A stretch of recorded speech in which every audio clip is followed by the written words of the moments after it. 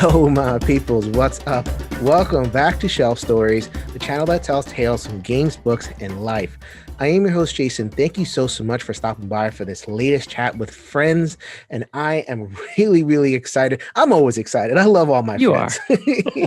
But this conversation is, I think it's in many ways a necessary one. Like I do, I try to have conversations all the time that are not a waste of people's time. But this one in particular, because we're talking about how we talk on this episode. So we had a conversation, and we've been talking, and I've been on this man's streams before, but let me introduce him properly. He is Sen-Foong Lim.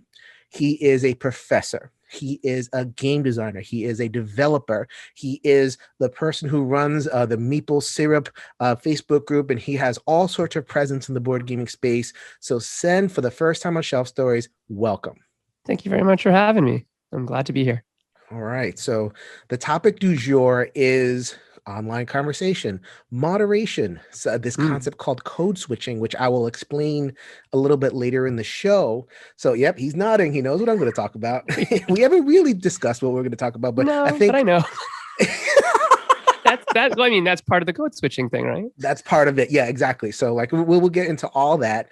So like moderation and obviously this is above the table. Shelf Stories does above the table stuff. It's not like gaming.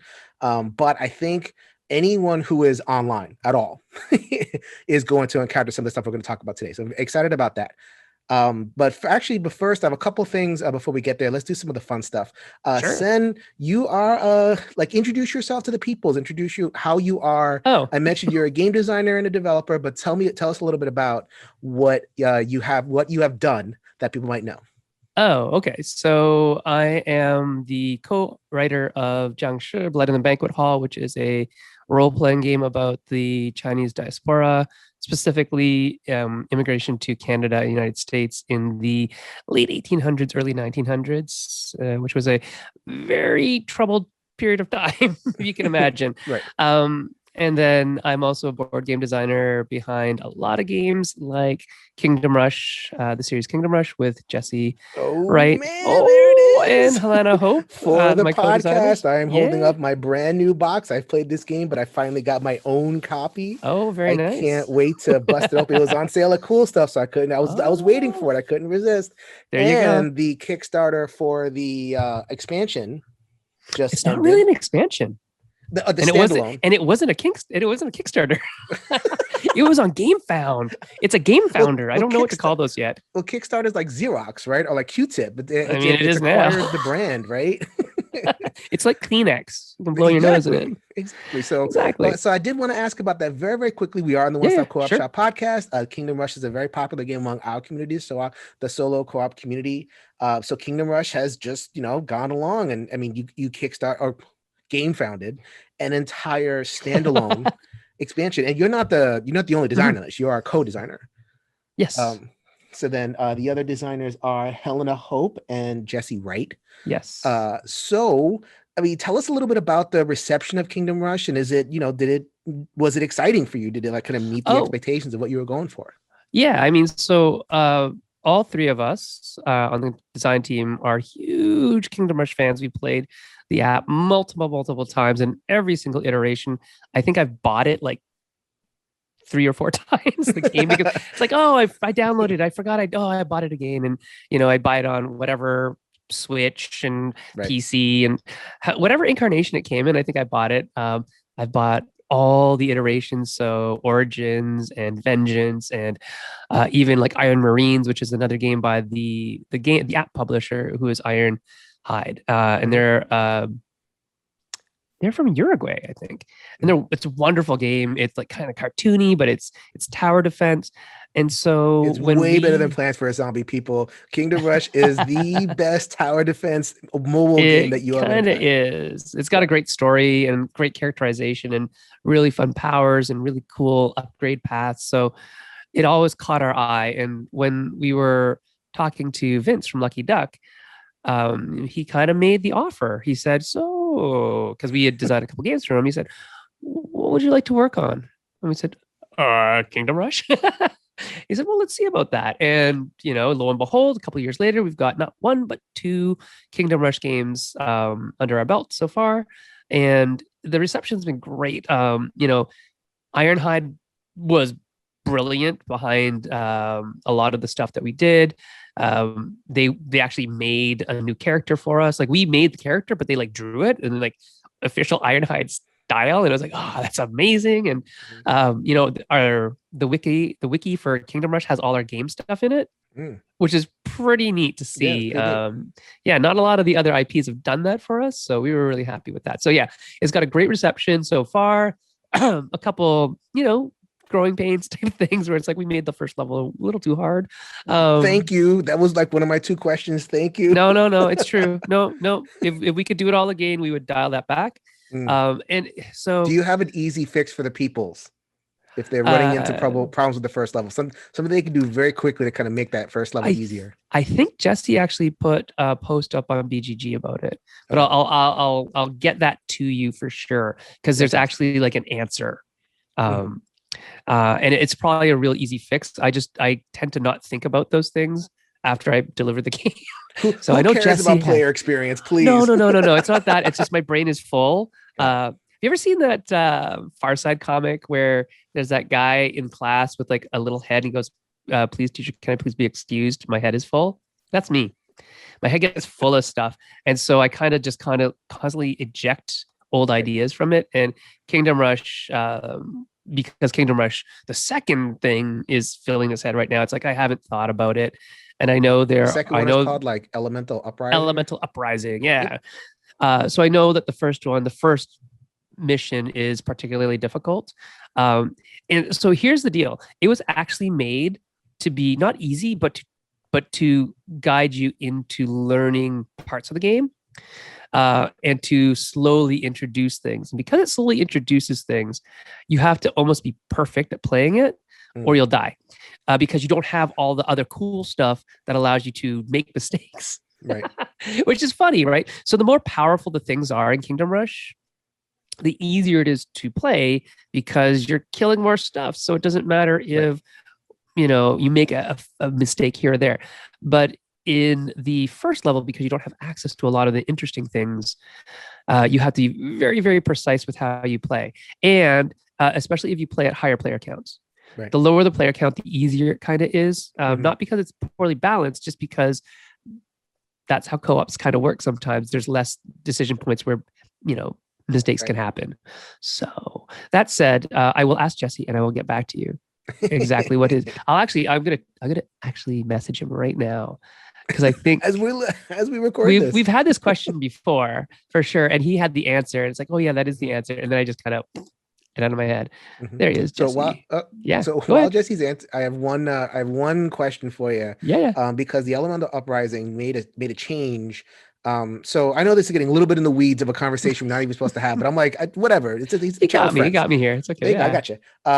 So the second box I noticed, like, so the most annoying part of Kingdom Rush was an enemy called the portal enemies.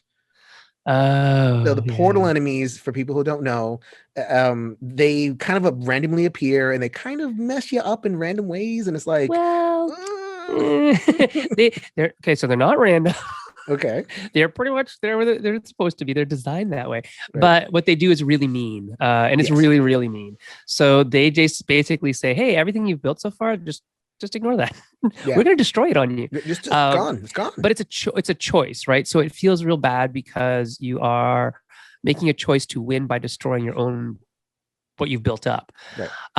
But it's this kind of necessary hard decision to make to win the game. And so people who are very loss averse, like psychologically loss averse, they're going to lose, which is even worse.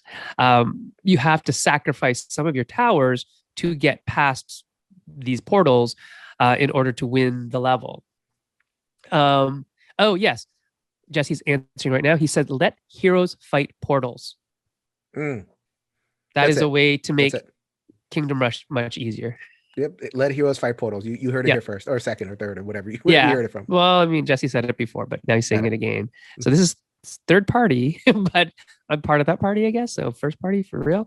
But let heroes fight portals. That will make life a lot easier. And then you can just up the challenge. So it's funny, Patrick Leader, whose birthday it was yesterday. Happy birthday, Patrick. Hey, happy birthday, Pat. Of Leader Games, Root and all that. They did just a great Kickstarter last yesterday. I think it ended. Okay. I think so. But it was awesome for the new Marauder stuff from Root. I love Root. I love Patrick too. But Patrick loves Kingdom Rush. And he would email me or message me in the middle of the night because he was just up. And he's saying, yeah, how do I win this? I say, well, I don't know, Patrick. How do you win this? And Patrick, by the way, is like a super smart dude. So it's like when he getting stumped, it's like, okay, something's up. And so he would post pictures to me of what he was doing. And then just basically what Patrick would do is he would lose at a level and he'd start at the hardest level. He'd say, I can do this. I can beat this at, iron. Yeah. And then he'd say, oh, I guess I can't. And he'd go down to the next level and he's, oh, I guess I'm a 2-star. I guess I'm a 2-star kind of guy. But then the next time he set it up, or he actually never took it down, he would just keep playing. He would start at, iron level again and keep going down the tiers until he was like, okay, maybe on this level I'm a 1-star. And that's part of the other thing too. A lot of people, even just thinking and play style and personality wise, it's like I need to win at 3 stars. That's normal. I need to be normal. It's not normal. 3 stars is like the best. Oh, is it? Oh, okay, sorry. Well, I mean, yeah, kind of. I mean, iron is obviously better than that, but okay, 3 stars. Yeah, right. 3 stars. It wasn't 3 stars. Wasn't like the highest difficulty, right? No, it's not. But 3 stars also means that you've probably made so few mistakes. Right. And I think people are not forgiving with themselves enough to understand that 1-star and 2-star is still winning. Right. But then again, you're talking to a bunch of designers who we've 3-starred the entire series of the game, like on app. And we would just play until we 3-starred everything. But it didn't start that way. We were not that good when it started. We would lose this level. And I kind of remember a couple levels in the apps where it's like, I don't know how to do this. But I needed to 3-star. So I would spend a week trying to 3-star a level. And it's a little different on an app because it automates a lot of stuff for you. So I get that. But anyway, my point being that you don't need to be 3-star to be good. You're good in my books if you win any level at any level in that game. Oh, I don't you care. might feel bad about yourself, but I want to explore the game. If I want to, this is a big box of stuff, and I want to. I am not going to get stuck on something just because I want just perfect everything on the way. No, 1-star. No, for me, and you can go. See the thing is that you can go back. Do you have all the Kickstarter stuff? Nope. Oh, it's too bad. Because with the Spider Goddess, you can actually apply the Spider Goddess rules to every single level. And that just means you go back and play it with that cool stuff. And now it's even harder. So honestly, even Iron's probably not the hardest. I think probably Spider Goddess levels are probably even harder than that. So it gets real tough. But here's the other thing that you need to know. We can 3-star all of them. We can. We have Jesse and Helena and I have 3-starred all of them. Every single level in the game, of course. But again, I think the complaint is more like this stuff. The complaint is more we've the game space is so crowded, and then if you get 5 plays of something, then that's a lot. Yeah. So I think in 5 plays of Kingdom Rush, you are facing something that's A, impossible, and B, probably the most boring part of the game because you're getting the first and second level. So people encountered that barrier, and it's yeah, so that's why and that's why I said we would if we could do it all again, we would roll that back, right? We would, I see what we did, right? Because again, it was made to be a teaching level, but people think about it as we got to win this, and when they can't, they go, oh, the rest of the game must be hard. And it's funny because as a professor, this is actually called educational momentum or test momentum. Test momentum, if you don't know what that means, it means when I write a multiple choice test, guess what the first answers are? Super easy, right? The first few answers, super easy. Why? Because I'm going to have hard questions along the way and I want you to get to them. Right. But if people start answering questions, they go, I can't answer this. I can't answer number 1 or number 2. They're immediately going to be put into a defeatist mindset where it's I can't, I guess I failed this test. I guess I'm stupid. Yeah. Right. And that's what happened, unfortunately, with level 1 in the first edition of Kingdom Rush. So I would roll that back. Learned. And I feel I mean, Elemental Uprising seemed to learn some lessons, right? So I was mentioning before 100%. About the portal enemies, they don't seem mean. They're it doesn't feel like there's meanness there, or mean. There's no portals. Yeah. Okay. Yeah, we took portals out, but that created a whole new design thing for us. It's well, then what is the win con? And how do we signal that everything runs in, and how do we, so now it's like you have to kill everything. You have to defeat every single horde on the table, or you're going to lose life. And when you lose life, then your stars go down, et cetera, et cetera. So, there's still that pressure to be, to perfect the level. But definitely in testing all the levels that we got, there are some levels that are real hard to get perfect on. But I mean, that should be the thing. It's like that should be what drives you to try it again. Like keep it on the table for another day and try it, see if you get it. If not, you can move on. Like nobody's stopping you from moving on. Like it's not a campaign where you have to like do level A and then level B and then level C. It's nice, but none of it revolves around, you don't unlock stuff in the way like a legacy game would. It's not quite the same. And there's no like there is a story that interleaves things, but it's not like mission critical to know those things. So Kingdom Rush, I kind of ambushed Sen with that, but That's okay. game designers like to talk about their stuff, and I am looking forward to cracking up a little bit Kingdom Rush. We do have a playthrough of the One Stop Co-op Shop that came up very recently with Colin, and I did back the Kickstarter, so the second one, and I'm gonna try to track down some of this. Whenever I get into something, it's like, oh man, I missed it. I need to get some of that stuff back. So we shall see. But thank you very much, Sen, for breaking that down. No problem. So for those of you who come here for gaming content, you are good. So there, now we're done that. Obligatory game content done. Obligatory. Done and done. So yes, we are going. So thank you very much if you tune in for gaming content. But now we're going to shift into our discussion topic, which is a complete, So I may even just put in like a music break or something like that, just to indicate to people that we are going to have a serious conversation. Because I think it is important, right? So for us gamers, because that's how we interact with people, especially in the land of COVID, because you can't avoid the internet. So we're talking about like forum moderation and communicating, and just like kind of healthy communication on the internet.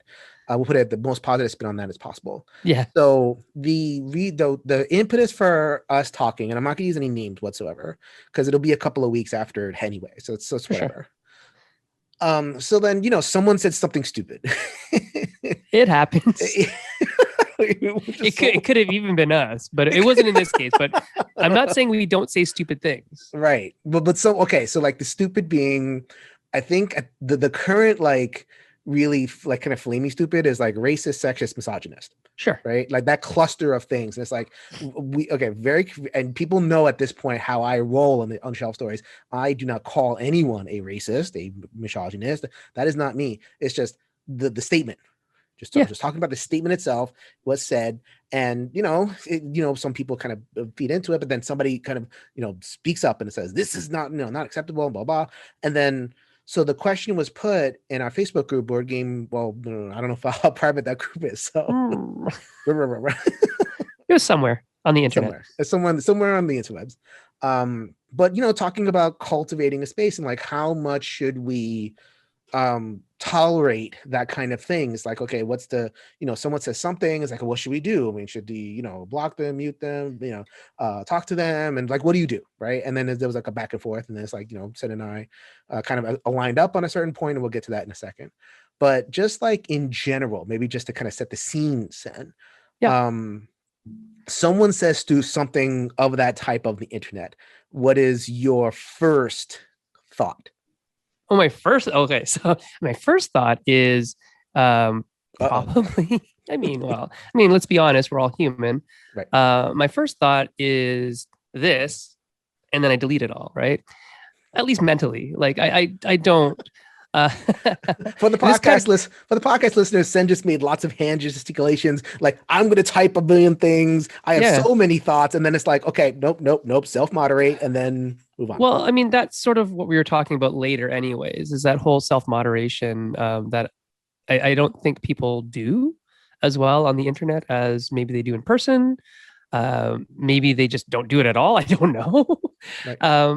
But it's something that I've always had to do. I've always done for lots of reasons. Some of them to do with race, some of them to do with culture, some of them to do with, being a small person. I'm like 5'2". You So don't there's look it, my lots of friend. You don't look it. You look like a giant among men right now. giant. Yes. For those of you in the podcast, I am 5'2". I am seriously 5'2". But yeah, I think I ask questions usually. You know, you're a therapist, I'm a therapist, we're both therapists. We ask a lot of questions. Why? Because I want to know, why are you saying the things you're saying? Where are you coming from? Where is the disconnect between, what everybody else is saying, what you seem to be saying? Or where's the disconnect between how I'm interpreting what you're saying and what you're saying, or what I think you're saying? Because I mean, communication, as we all know, is rife with just errors. Sure. All over the place. And text is, contextual understanding of information through text is difficult at the best of times. And then when you are heated and they are heated and you're not thinking necessarily rationally and they're not thinking rationally and you think you're thinking rationally, but you're not. Well, our defenses are triggered. Our mutual defenses are for triggered. sure. 100%. Right. So, I mean, the neuroscience behind this would say, hey, your amygdala is firing and you're not suppressing it or inhibiting this with your frontal cortex. That's exactly what's happening, right? You just kind of react, you see red and you start typing. And then my frontal cortex kicks in and said, hey, do you really want to be that person? And I say, no, I don't want to be that person. So I delete it, but I will ask questions. So questioning is usually my line of kind of anything. Sure. In my school of therapy, we go through questions. Questioning is the way to find all answers, really. And as an educator, as a professor of psychology, that's the other school of thought, is like school of inquiry. So the power of questioning is really big in my life. Mm-hmm. I think a lot of people, my students particularly, may get upset at me when I don't answer their questions with an answer. I answer their question with a question. But I do it for a real reason. I do it because I want you to reflect. I want you to understand that you've made me think about this. What do you think about this? And I tend to have a really good response in general with that. Not only from my students, but from people online. I moderate one of the biggest forums for game designers in the world. Like, we have almost 15,000 members of game designers, right? And they're, a pretty weirdly homogenous lot, and cantankerous and content, very logical all the time, but really don't understand when their emotions get in play. And a lot of people with lots of different things to say and ideas. But I find questions really can do a lot of things. They can either clarify it, or they dig down a little bit and they show what this person really thinks. And it's like, okay, then now you've just answered my question in the way that proves that what you said is what you meant. And now I'm not interpreting you correctly. Now what do we do? So I think the questions for me are a really good way of not overreacting, right? I don't want to overreact to somebody. I don't want to, like you said, and immediately say, that's racist. Right. Because the person may, well, I mean, I would say that behavior is racist, or what you said was racist, but I would never say a person is racist until they prove they're a racist. And even then, it's very difficult for me to say that in a lot of ways. I'm again of the school of labeling a behavior as opposed to labeling a person. Why? Because labeling a person leads to a lot of bad things. Never the truth. In general. It never leads to more truth. Never, ever. It really does. It kind of ends it right there. Boom. Yes. That's who you are now, Judgment. I guess. Okay. Right. We've gone into a different phase. Yes. Right. And it's not even a good phase. It's like, this is the end. There's apparently no redemption from here. Right. So yeah. And I mean, people say silly things all the time. I say silly things all the time. But by asking questions, I feel we can delve down to find out the kernels of like whatever might be the truth, that your truth, my truth, the truth, whatever it is. We'll find it by asking more questions than we will by assuming and by, shaming people and all that kind of stuff. So I'm not much one for that. I'm more for let's find out why people are talking the way they're talking or communicating the way they're communicating. Let's try to bridge those gaps. Okay, so I will kind of, I guess, play a little bit of devil's advocate before I kind of move in there. Okay, so that's great. Sen and Jason are trained therapists, and we tend to like kind of talk through things and wonder stuff, but that doesn't always happen, right? No, so then, God, no.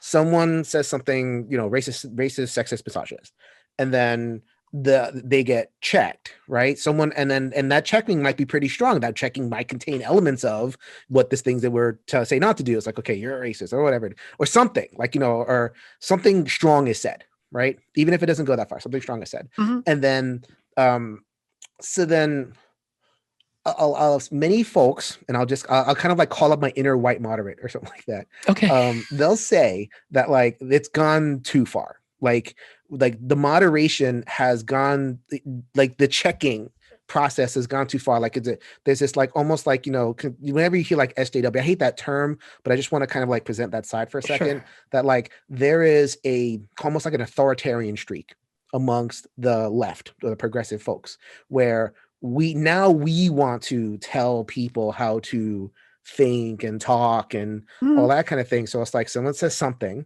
and then there'll be that big, pretty passionate backlash, and then you'll have this like, what? Why you listen out to the person? They didn't mean it. Let them just blah blah blah.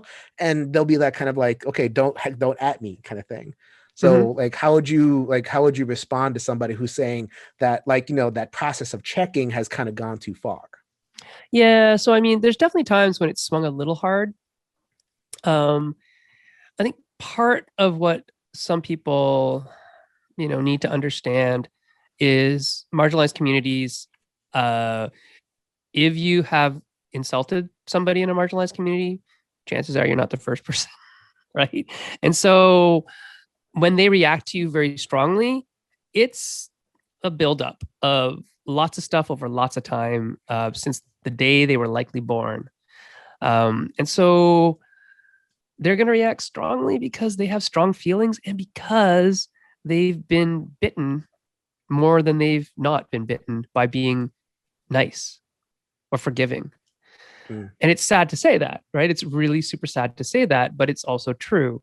Where I was just talking about somebody, I'm not going to name names again, but we were just talking about somebody in the industry today who's made a faux pas, and then it comes out that, oh, he's done that before, or he said stuff like that before, and oh, I've talked to him before about this, and I tried to help him to it's like, yeah, I get that, and I get why people are reacting negatively, like overwhelmingly negatively towards this person's statement at this particular time in the social climate with the events that just happened. Mm-hmm. So it's really interesting, and I know, I think there's definitely a part of me that says, hey, we've definitely lost a lot of civil discourse, to put air Right. quotes around something, but there's also a lot of me that says I am super privileged to not have to defend myself against a lot of the stuff that a lot of other people have to defend themselves against, because I don't have to worry about certain things, right? Mm-hmm. I'm well off. I'm highly educated. I could find a job tomorrow if I lost my job today because somebody doxed me or somebody did something that got me, in a lot of trouble for no reason or whatever. But a lot of people can't do that. And so they are protecting all that they have with all that they can. And I mean, it's interesting. Like when you look at things like cancel culture, which, does it exist? I don't know. But where it all started was really when the voice of the minority was heard, when people who are minority voices actually got listened to. That's really bottom line when it happened, right? Mm-hmm. When Black Twitter rose up and said, "Hey, cancel that person because."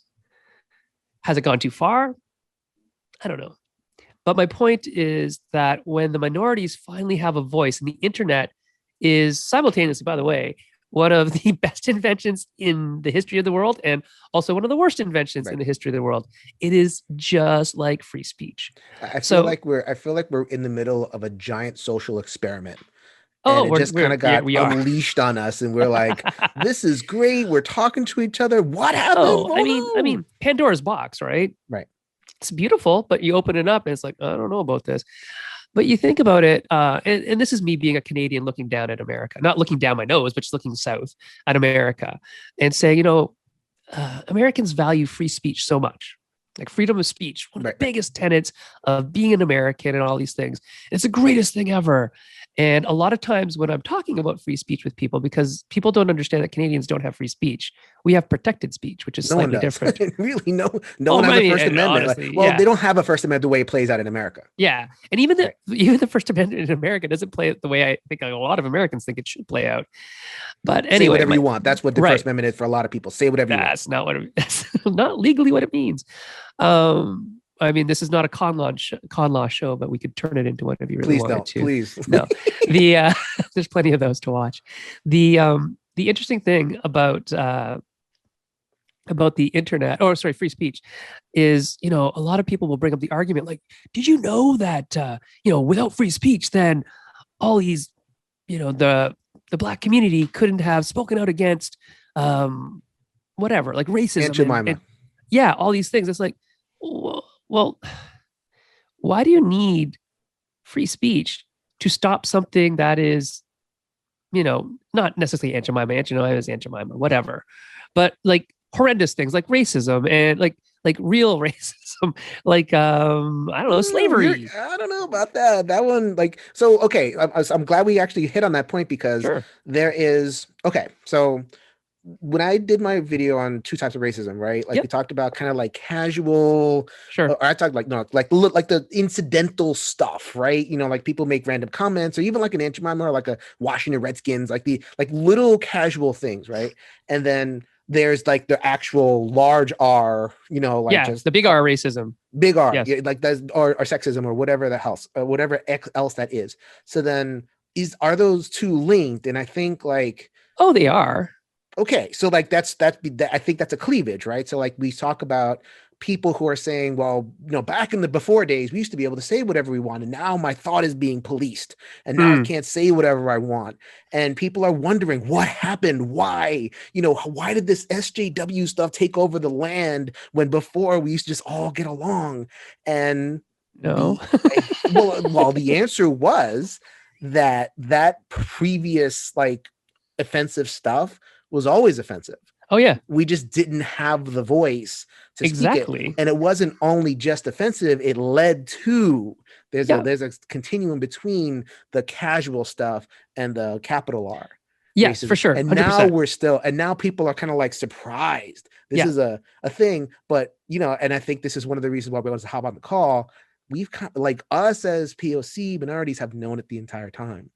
Yeah, and I wasn't trying to say that the Aunt Jemima thing isn't important. What I was trying to say is that people would often say and like put the idea forth that without freedom of speech, minorities wouldn't have a voice, wouldn't be able to do these things, wouldn't be able to fight back against these things. And my argument is always, well, why did these things occur in the first place? It's just like, if you have freedom of speech to say whatever you want, and we have freedom of speech to fight these things, it is this ever evolving thing. So when does it stop? When does the freedom of speech to insult me based on my race, color, creed, sexual orientation, whatever, when does that become something I don't have to worry about, something I don't have to fight about? Because if you're saying freedom of speech is the greatest weapon against that, yeah, but it also creates all those problems too in a lot of ways, right? Okay, so who does I it can serve? sense, again, my inner white moderate is sensing you're getting into dangerous territory. You're actually going up against the tenets of freedom of speech. And like I said the word authoritarian before. So like there's this kind of like authoritarian thing, like you denying my freedom of speech, and or like policing it, telling me what to think, and like whatever it is. I want to be able to say certain things, and I want, because there's a lot of people that are like, I have a lot of friends who are like, I'm afraid to tweet now. Like I'm afraid to like it becomes like suppressive to people because like I don't know what to say. I don't know what's going to offend people. I'm just a whatever, and I feel like there's a sense of fear. Oh, that was actually it. That was it. What? That was part of the whole thing, right? It's like, well, I mean, I don't know if those inner white moderates of yours have ever understood that, that's how it feels to be a person of color every day. Okay. Right? In a lot of ways. Like, okay. Are we afraid to tweet? Are we afraid to let our thoughts be known? Yeah, in a lot of ways, because it's this damned if you do, damned if you don't. If you don't talk out about it, it's just going to happen. And if you talk out about it, people are going to say, "Oh, you're a race, you playing the race card and all this kind of stuff." So what's a person to do, right? What are we supposed to do? And it's only in things like the internet where you find this, conglomeration, critical mass of people who talk the same, think the same. And I don't mean like group think, and I don't mean that kind of, I mean like we're all in this together type thought about, whatever it is, Black Lives Matter, Stop Asian Hate, whatever the hashtag is for the day. Mm-hmm. And that's not in a dismissive way. That's just, there's so many of them. That it's sad. Hard to keep track, ways, yeah. Right. And Sarah Everard happened a week and a half ago as we speak about this, and bringing things about safety of women, and it just feels like this year has felt very exhausting with all the stuff. Yeah, right. And the idea that you're afraid to tweet, I mean, maybe that's a good thing. Maybe that's because what you're going to say is you should be afraid of saying that stuff, right? It's only now that enough people who aren't for that, don't agree with that, have enough clout, social clout, or presence on the internet, or whatever you want to call it, to say, no, I don't agree with that. Mm-hmm. And, who feels like they're afraid? That's a good question. Who feels like they're afraid to tweet and to talk? I'll tell you exactly who feels like the people who haven't been afraid before. Right. That's who feels afraid, is the people who are not used to this. So okay, I'm going to put away my devil's advocate. I'll just kind of we'll talk now. Okay. So You're right. just put it out there to kind of set the conversation up, and now we can kind of talk. Yeah. So okay, who has to be afraid, right? So I think in the before times, and there was this idea that gaming belonged to certain people. Gaming belonged, like, you went to Origins you went to the first Origins, you went to the first cons. We know exactly who those games belong to. They belong to white cishet males, right? And that's who showed up to the con. So I think that has come up a idea that that's their space, and they never had to distinguish public from private in the way that us and our as minorities, whatever you want to call it, POC or whatever, have always had to distinguish public from private. And now we're trying to set up a thing where all of us, white, black, everything in between, we all have to kind of self-moderate in order to participate in this public space. But I feel like you have a sector of the population who thinks on some level that it used to be theirs and it used to be comfortable, and now it's not comfortable anymore. And what's happening over here? Well, this is how we've always encountered it. We've always had to self-moderate. So now we are asking everybody to self-moderate, and it's not comfortable. It's not a comfortable ask. And this part of why I want to do this pod is to explain to folks. Yeah. When we are checked, we do that checking on ourselves all the time. Yep. Really do. You Sen and I were talking before this channel. You don't want to know. We're not going to publish what we were talking about before this call. And that's something that we're used to. And that can be a bad thing, but it can also be a good thing. Yeah. So it's interesting. I have 4 gates. I have 4 gates of communication that I pass everything through. And the only time I don't do it is when I'm tired or when I'm angry. And unfortunately, 2020, 2021, I've been angry an awful lot. Yeah. But I still try to do my due diligence and pass everything through this. And it's basically, is it timely? Is it kind? Is it necessary? And is it truthful? And if it's all 4 of those, chances are I'll say it. Timely, kind, necessary, truthful. That's not a very good acronym. Sorry, I didn't hear It's that. not a very good acronym. No, I can't remember. It doesn't make any acronym whatsoever. But really, I mean, I was hoping for a good acronym. Oops. Yeah, I know, right? My world is just filled with acronym. In nonviolent crisis intervention, everything's an acronym. Yeah, right. I don't know why. Is it safe? What does safe mean? Oh, S is this, and A means this, and F. And it's okay. Whatever. Just give me the goods. You also talked about a halt. So hungry, angry, lonely, and tired. Those are when you are halt, then you should halt because you're going to say something stupid. Right? Yes. And I just. But I'm sorry, 4 gates. 4 gates. The 4 gates. I just think people haven't ever had to do that. But here's the deal. And this is where this all came from, I think, Jason, was when I said, yeah, I've always had to be this way. People have always asked me, oh, how come you're so thoughtful? And how come you speak so wisely? It's like, it's not because I'm Asian, but it's also because I'm Asian. It's There's not nothing because inherent in Asianness that gives it to you. No. It's how you're socialized in our yes. Yeah, in a culture that is not Chinese, right?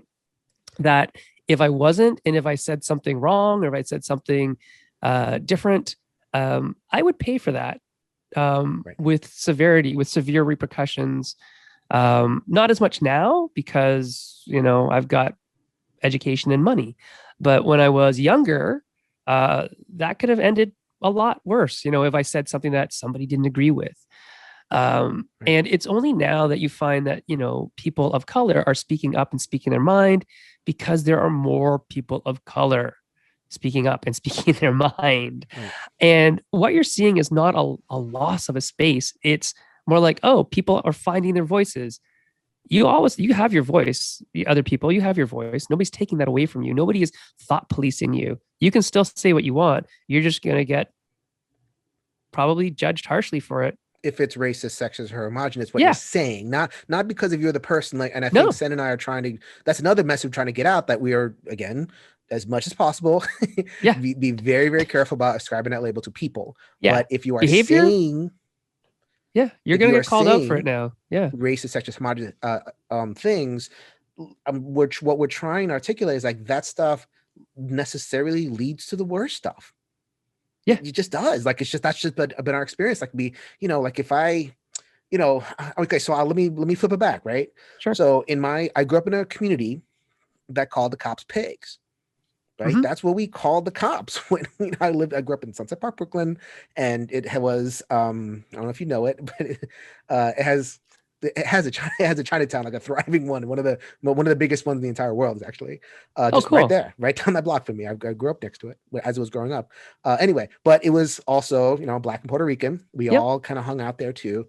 And, like, imagine, and this is like imagine if it was, as I was growing up, that was a part of my group that said, that called the cops pigs. And then, in the age of social media, we see whatever is happening, and it's like, okay, and a pig got another one. And I posted that, right? Well, what happened if I posted that?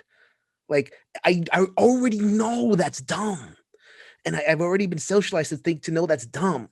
But I feel like on, the people who are not used to being checked like that, where it's like, I don't know, some women love to wear low-cut dresses, or, I don't know, Black people are this, or, like, I don't know, like, and that doesn't happen in gaming. Maybe we're even talking about kind of life too. Right? How, like, there's certain things that are more freely accept Kung Flu.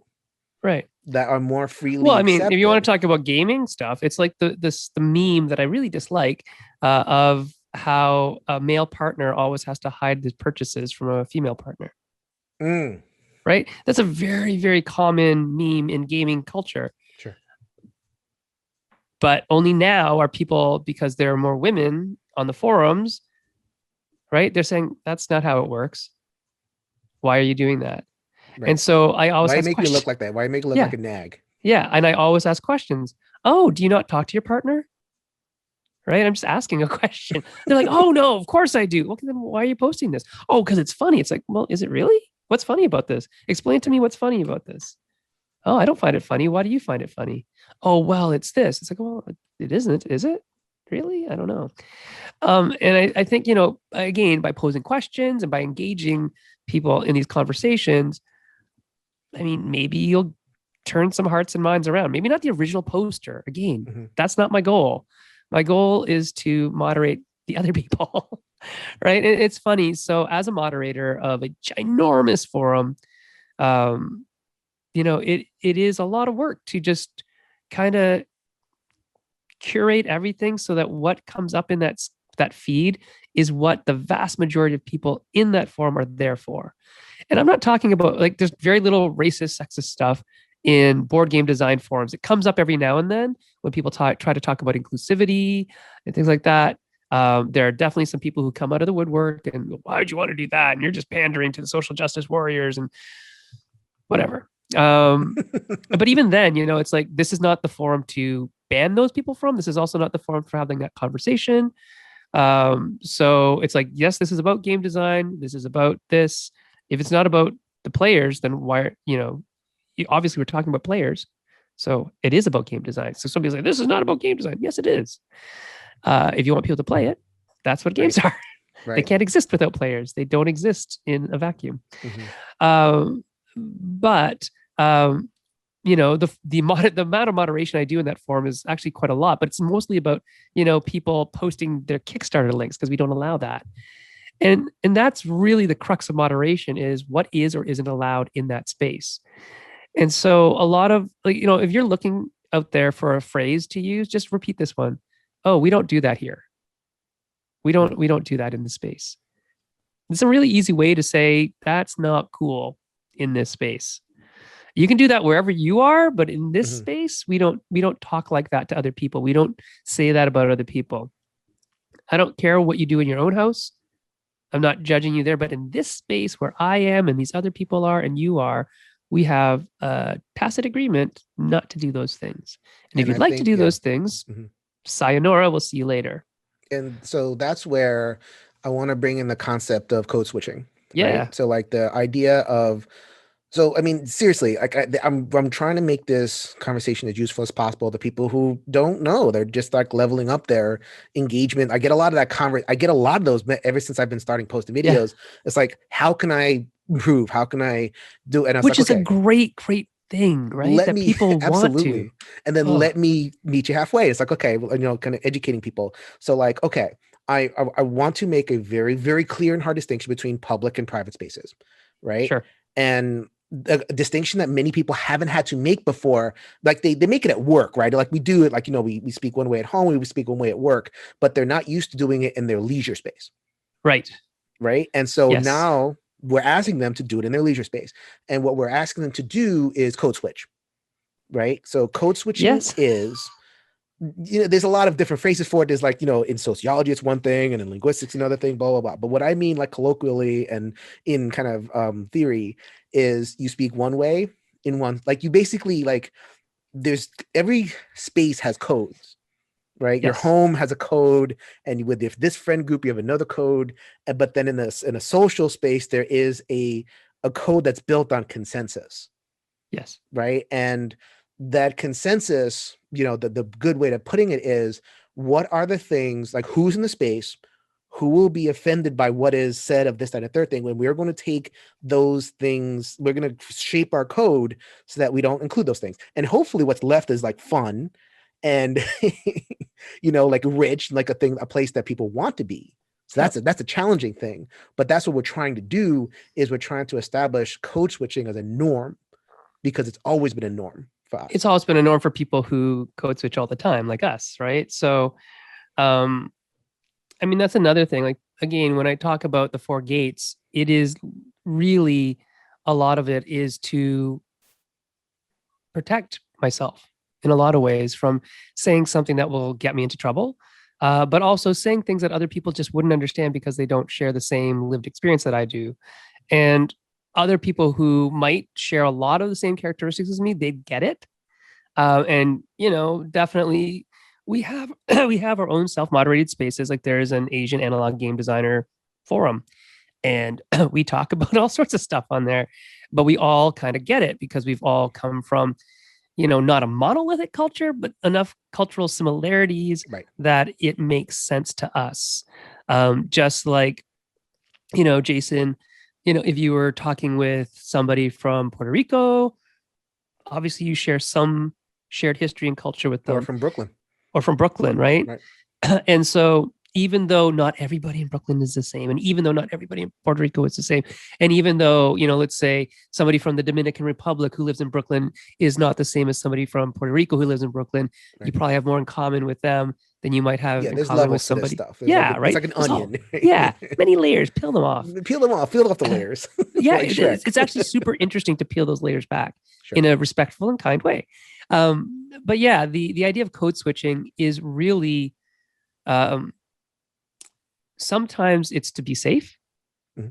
For some people who can sort of hide in plain sight. So mixed race children, like my kids, or people who are gay but not out, or gay and out, but can't let themselves know that can't let that it be known that they're gay in certain spaces. They will code switch all the time, and it's really interesting when you find out that the person that you're talking to is also of that culture, or of that subculture or marginalized group, and the code switches like that. It becomes so like you grew up, because you grow up with it, because it's a part of your every single day, and because there's that, like, I want to be really careful, right? I mean, I don't want to say like that white moderate culture is threatening. That is not the impression I want to give. However, like, there are certain things that we can say, or things that are said in that space that are threatening. So it's like, I don't want to say anything that triggers that snapback. Right, because that's because there is snapback, and the people and folks are very hard. It's very hard to think about. It's like, I don't snap back at anybody. I'm nice, and I'm this, I'm that. If certain people say certain things, there is going to be an instinct to defend whatever space, and it becomes dangerous. So we get used to code switching. We get used to saying, okay, I'm going to say it here. I'm not going to say it there. Yeah, I know if I say whatever I say here, if I bring it there, it's going to trigger snapback. Yeah, it's going to trigger something hurtful to me, or hurtful just in general. So it's like, not going to say it. And so part of that is positive, part of that's negative, but like, we want to try to take the positive stuff and bring that to our new board gaming space. And it's new, like you said before, people are finding their voices. This is not just SJW garbage. There was a thread somewhere else of like, it was so nice when you just showed up and we were all together, but then the SJWs brought their garbage. No. That is not it. It is our voice. Our voices. We are going to open our mouths if we see something we don't like, and that labeling that such a way is just, it's so diminishing. No, like, it is our voices. We are practiced, like you said before. Why are you so wise? Because we have done this. We are practiced at trying to. And I'm not wise. Yeah, right. I've just practiced. There's a difference, right? Yeah. I mean, I'm old now, so maybe I am a little bit wiser, but it's just practice. It's practice, and we are trying to invite. And this is just me and Sen talking here. We are trying to invite other folks to practice the same way that we have done, our whole lives. Or find your own way to do it, right? But it is that idea that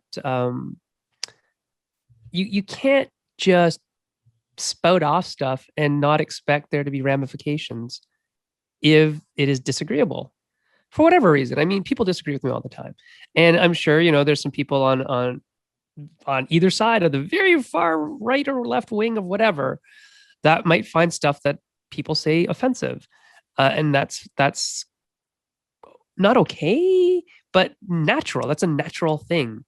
The question is, how do we deal with that in a way that is positive?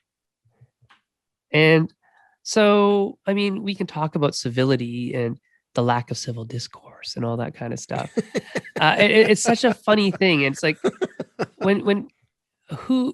if you are lamenting the loss of civil discourse, what are you really lamenting? Are you lamenting just your right to say whatever you think is on your mind and not have consequences for it? Because that's what it sounds like for a lot of people. Oh, civil discourse, it's gone. It's like, well, no, you're just saying stuff I disagree with vehemently because it oppresses me, puts my life at risk. That's why I'm disagreeing with you. Right. Because it's unfounded, perhaps. There's no research behind it, maybe. Also, all these other things, right? It's a poor attempt at humor. You're saying you're humorous, but I've heard that joke 20,000 times. And it's not funny anymore, or never was. So, there's all these kind of dog whistles that just kind of pique my ear up. Like when somebody starts, arguing about social justice warrior this and social justice warrior that. First of all, I'm a social justice bard. I'm not a warrior. I'm a bard. So get that straight. Second of all, I don't know what's derogatory about fighting for social justice. I really don't. So it's not an insult to me. Third of all, if you really are worried about civil discourse, how about you start speaking civilly? I mean, just try. It's really easy. Don't insult people. Don't say, sexist, misogynistic, racist things, homophobic things, transphobic things. Right. And I mean, if you and I disagree on something, we can disagree all the time. As soon as your disagreement with me, puts my life at risk, puts the life of people I love at risk, is basically kind of canceling my right to exist out, we got problems. Right. And who deserves to be in a space? The person who wants to cancel other people's lives out. And I don't mean cancel culture. I mean like death and, or, subjugation or oppression, or the people who are just trying to play games. I don't know. You don't have the right. You don't have the, there's no God-given right that you belong in a space. Hey everybody, Jason here. So I'm actually going to cut the chat with friends portion of the episode here. I understand that Sen was really getting into stuff, and that's why I'm making the cut. We are about to transition to more specifically address the Stop Asian Hate movement, which is what he was alluding to at the end of this section. So this is a co-production chat with friends between Shelf Stories and the One Stop Co-op Shop podcast. So if you're listening to a podcast, that is going to be the show for the week. If you are interested in seeing the rest of the conversation, it will only be on Shelf Stories. So if you're here on Shelf Stories, it should be the next video in the feed. So I'll close it off here. This is Jason reminding you, if you can change your mind, you can change the world. So until next time, later everybody, and stay tuned for part 2.